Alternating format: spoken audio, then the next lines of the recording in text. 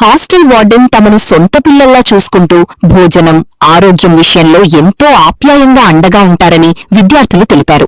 రాత్రివేళ బస్సు లేని పాత విద్యార్థులకు ఆశ్రయమిస్తే ఏఐఎస్ఎఫ్ నాయకులు దాన్ని అనవసర వివాదం చేసి ఆమెపై అసత్య ఆరోపణలు చేశారని మండిపడ్డారు. తమ సంక్షేమం కోసం శ్రమిస్తున్న వార్డెన్కు పూర్తి మద్దతుగా ఉంటామని స్పష్టం చేశారు.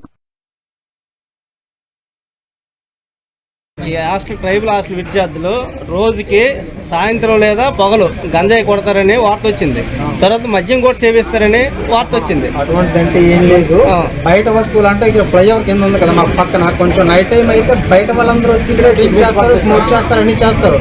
మేమంటే ఏంటంటే కొంచెం హాస్టల్లో ఫ్రీగా ఉండిపోతే అలా వాకింగ్కి వెళ్తాం. ఆ వాకింగ్కి వెళ్తే మేము కనిపిస్తాం కాబట్టి అది మా మీదకి వస్తుంది. అవుటర్స్ అందరూ ఇక్కడ ఫ్లైఓవర్ కిందకి వచ్చి మందు కొడతారు, గంజా అవి సిగరెట్స్ అన్ని కొడుతుంటారు. అది మా మీదకి వస్తుంది. ఈ ఫ్లైఓవర్ పక్కన ఉండడం, హాస్టల్ పక్కన ఉండడం, మన గొడవ కూడా అలానే. ఈ ప్రదేశంలో గంజాయి కొడతారా బయట అవుటర్స్? గంజా అంటే అది మాకు తెలీదు. వచ్చి డ్రింక్ చేస్తారు, డ్రింక్ వాటర్ చూసారు కదా మీరు, అవి పక్క పక్కన ఉన్నాయి. డ్రింక్ చేస్తారు, స్మోక్ చేస్తారు, వెళ్ళిపోతారు. మేము అలా వాకింగ్కి వెళ్ళి ఇటు వెళ్తాం, లేదంటే అలా అంత రోడ్ వరకు వెళ్ళి మళ్ళీ వచ్చేస్తాం అనుకో వాకింగ్. వార్డెన్ గారు మేడం గా మేము జాగ్రత్తగా చూసుకుంటుంటారా?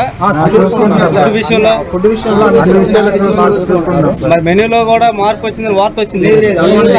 పెట్టట్లేదని, ఎవరు చెప్పారు సరైన ఆహారం ఇవ్వట్లేదని వార్త వచ్చింది. అంత కరెక్ట్ గానే ఉంది. మెనూ ప్రకారం అంత కరెక్ట్ గానే ఉంటుంది. ఏమైనా జ్వరాలు కానీ ఏదైనా వస్తే హాస్పిటల్కి వెంటనే తీసుకెళ్ళడం జరుగుతుంది. అంత బాగానే ఉంది. మేడం గారు మమ్మల్ని బాగా చూసారు, వచ్చి అందరూ బాగున్నారు లేదని అడుగుతారు సార్. అడుగుతారు అయితే ఈ తగు ఈ హాస్టల్ విద్యార్థులతో సంబంధం లేదు. వాళ్ళకి సంబంధం లేదు.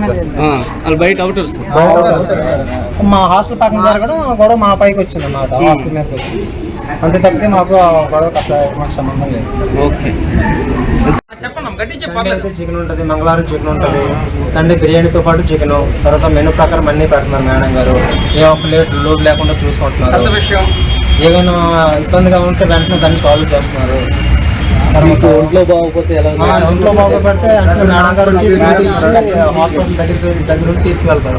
అన్నం బాగుంటుందా? అన్నం బాగుంటుంది, అంత బాగుంటుంది. ఏమైనా మాకు ప్రాబ్లమ్స్ వస్తే మేడం గారు ఫోన్ చేస్తే వెంటనే వచ్చి రియాక్షన్ అవుతుంది. హాస్పిటల్ తీసుకెళ్తాం. కానీ ఈ మధ్యన ఎవరైనా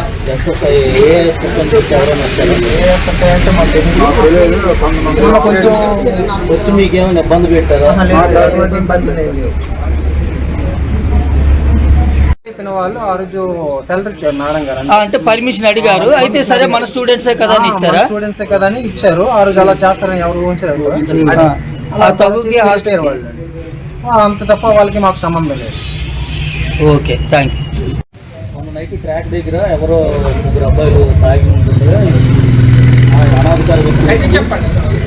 వాళ్ళు వచ్చి మీరు ఎవరు ఏటని అడిగారు. వాళ్ళు మీ హాస్టల్కి సంబంధించిన వాళ్ళ కాదా?